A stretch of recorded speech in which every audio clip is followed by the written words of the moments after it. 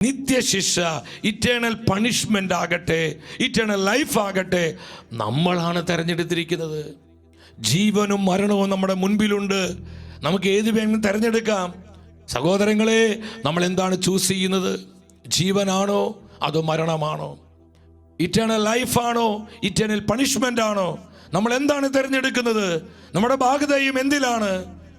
നമ്മുടെ കർത്താവ് പഠിപ്പിച്ചു. മത്തായിയുടെ സുവിശേഷം 25-ാം അധ്യായം 45-46 വചനങ്ങൾ നമുക്കൊന്നിച്ചു വായിക്കാം.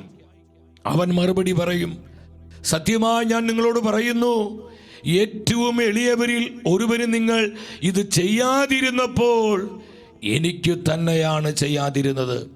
46-ാം വചനം, ഇവർ നിത്യശിക്ഷയിലേക്കും, ഒരുമിച്ച് വായിച്ചേ, ഇവർ നിത്യശിക്ഷയിലേക്കും, ഇവർ നിത്യശിക്ഷയിലേക്കും, നീതിമാന്മാർ നിത്യജീവനിലേക്കും പ്രവേശിക്കും. അവിടെ ഒരു വേർതിരിവുണ്ടാവുകയാണ്. ഒന്ന്, ഒരു കൂട്ടർ ഇറ്റേണൽ ലൈഫിലോട്ട്, മറ്റൊരു കൂട്ടർ ഇറ്റേണൽ പണിഷ്മെന്റ്, നിത്യശിക്ഷയിലോട്ട്.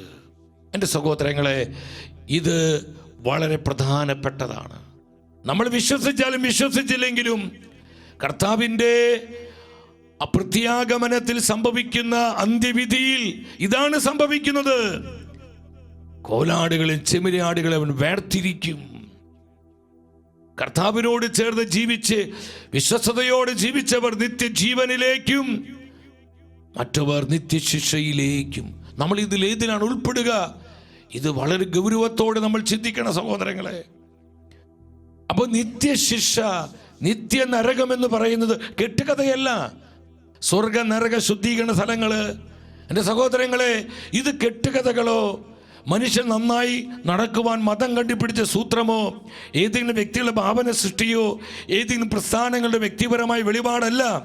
പരിശുദ്ധ ബൈബിൾ, കർത്താവിൻ്റെ സത്യവചനം ഈ വിശ്വാസ സത്യങ്ങളെ സ്ഥിരീകരിക്കുന്നു.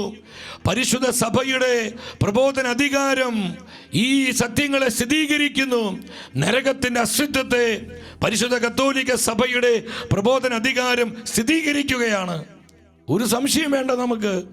പരിശുദ്ധ സഭ നരകത്തെക്കുറിച്ച് എന്താ നമ്മളെ പഠിപ്പിക്കുന്നത്? ഇത് സഭയുടെ പ്രബോധനമാണ്. 1033 ഖണ്ഡിക കത്തോലിക്ക സഭയുടെ മതബോധന ഗ്രന്ഥം. മനസ്തപിച്ച് ദൈവത്തിൻ്റെ കരുണാർദ്ര സ്നേഹം സ്വീകരിക്കാതെ മാരക പാപത്തിൽ മരിക്കുക എന്നതിൻ്റെ അർത്ഥം നമ്മുടെ സ്വതന്ത്രമായ തീരുമാനപ്രകാരം എന്നേക്കുമായി ദൈവത്തിൽ നിന്ന് വേർപെട്ട് നിൽക്കുക എന്നതാണ്. ദൈവത്തോടും വാഴ്ത്തപ്പെട്ടവരോടുമുള്ള സംസർഗത്തിൽ നിന്ന് സുനിശ്ചിതമായി നമ്മെ തന്നെ വേർപ്പെടുത്തി നിർത്തുന്ന അവസ്ഥയെ നരകമെന്ന് വിളിക്കുന്നു. സഹോദരങ്ങളെ, എന്താണ് നരകം? പരിശുദ്ധ സഭ വളരെ കൃത്യതയോടെ സഭാമക്കളെ പഠിപ്പിക്കുകയാണ്. ഇത് കെട്ടുകഥയല്ല, ഇത് ഏതെങ്കിലും വ്യക്തിയുടെ വ്യക്തിപരമായ വെളിപാടല്ല, ഇത് ആരുടെയെങ്കിലും ഭാവന സൃഷ്ടിയല്ല. ഇത് പരിശുദ്ധ സഭയുടെ പ്രബോധന അധികാരം നരകത്തിൻ്റെ അസ്തിത്വത്തെ സ്ഥിരീകരിക്കുന്നു. വീണ്ടും 1035 ഖണ്ഡികയിൽ എന്താണ് സഭ പഠിപ്പിക്കുന്നത്? നരകത്തിൻ്റെ അസ്തിത്വത്തെയും അതിൻ്റെ നിത്യതയെയും സഭയുടെ പ്രബോധനം സ്ഥിരീകരിക്കുന്നു. മാരകപാപത്തിന്റെ അവസ്ഥയിൽ മരിക്കുന്നവരുടെ ആത്മാക്കൾ മരിച്ചാലുടനെ, ശ്രദ്ധിച്ചു, ഉണർവോടെ വായിച്ച്, ദൈവഭയത്തോടെ വായിച്ച്, ആത്മാക്കൾ മരിച്ചാലുടനെ നരകത്തിലേക്ക് പതിക്കുന്നു. ദൈവമേ, എത്ര ഘോരമായ അവസ്ഥയാണത്! അനുതാപമില്ല, മാനസാന്തരമില്ലാതെ മാരകപാപത്തിൽ ജീവിച്ച് മരിക്കുന്ന ഏതൊരു ആത്മാവും, അതാരാണ് എന്താണ് നമുക്കറിയില്ല. അത് കർത്താവിന് മാത്രമേ അറിയൂ. ആരും വിധിക്കാൻ നമുക്ക് അധികാരമില്ല. സഭ അതിനെക്കുറിച്ച് സഭയ്ക്ക് പോലും അറിയില്ല. സഭ എന്താ പറയുന്നത്? അനുതാപമില്ലാതെ മാരകപാപത്തിൽ ജീവിച്ച് മരിക്കുന്ന ഒരാത്മാവ് മരിച്ചാൽ ഉടനെ നരകത്തിൽ നിപതിക്കുന്നു. ശ്രദ്ധിച്ചു വായിച്ച്, നരകത്തിൽ നിപതിക്കുന്നു. അവിടെ അവർ നിത്യാഗ്നിയായ നരക പീഡനങ്ങൾ അനുഭവിക്കും.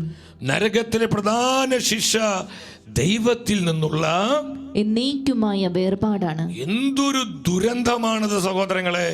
എന്നേക്കുമായുള്ള, ഫോർ എവർ, എന്നേക്കുമായി ദൈവത്തിൽ നിന്നുള്ള ആ വേർപെടലിനെയാണ് നരകമെന്ന് പറയുന്നത്. നരകമെന്ന് പറയുന്നത് നമ്മൾ ഈ ലോകത്തിൽ ജീവിക്കുമ്പോൾ എന്തുമാത്രം ദൈവഭയത്തോടെ ജാഗ്രതയോടെ നമ്മുടെ ജീവിതത്തെ നമ്മൾ ശ്രദ്ധിക്കണം.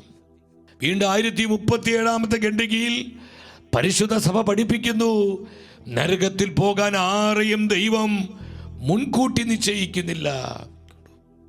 ആരുടെ നാശം കർത്താവ് ആഗ്രഹിക്കുന്നില്ല എന്ന് പരിശുദ്ധ വചനങ്ങളിലൂടെ വ്യക്തമായി ആത്മാവ് നമ്മളെ പഠിപ്പിച്ചു. കാരണം അത് ദൈവത്തിൽ നിന്ന് മനഃപൂർവ്വമുള്ള ഒരു പിന്തിരിയിലും മാരകപാപം, അവസാനം വരെ അനുതാപമില്ലാതെ ആ മാരക പാപത്തിൽ ഉറച്ചു നിൽക്കലാണ്.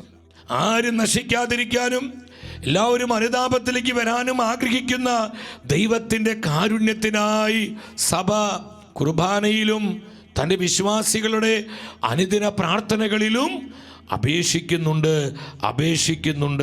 എൻ്റെ സഹോദരങ്ങളെ. എന്തുമാത്രം വിറയിലോടും ദൈവഭയത്തോടും കൂടെ ഈ ലോകത്തിൽ നമ്മൾ കർത്താവിനോട് ചേർന്ന് ജീവിക്കണം. അതുകൊണ്ട് പൗലോസ് പറയുന്നത്, പൂർവാധികം ഭയത്തോടും വിറയിലോടും കൂടെ നിങ്ങൾ ഓരോരുത്തരും നിങ്ങളുടെ സ്വന്തം രക്ഷയ്ക്ക് വേണ്ടി അധ്വാനിക്കുവീൻ. ഹല്ലേലൂയ. നമ്മുടെ സ്വന്തം ആത്മാവിന്റെ രക്ഷയ്ക്ക് വേണ്ടി അധ്വാനിക്കണം. അതിനെ ഗൗരവത്തോടെ കാണണം. നമ്മൾ ഈ ലോകത്തിൽ ജീവിക്കുമ്പോൾ നമ്മുടെ ആത്മാവിന്റെ രക്ഷ ഉറപ്പുവരുത്തി ജീവിക്കുന്നതിൽ ജാഗ്രതയുള്ളവരാകണം.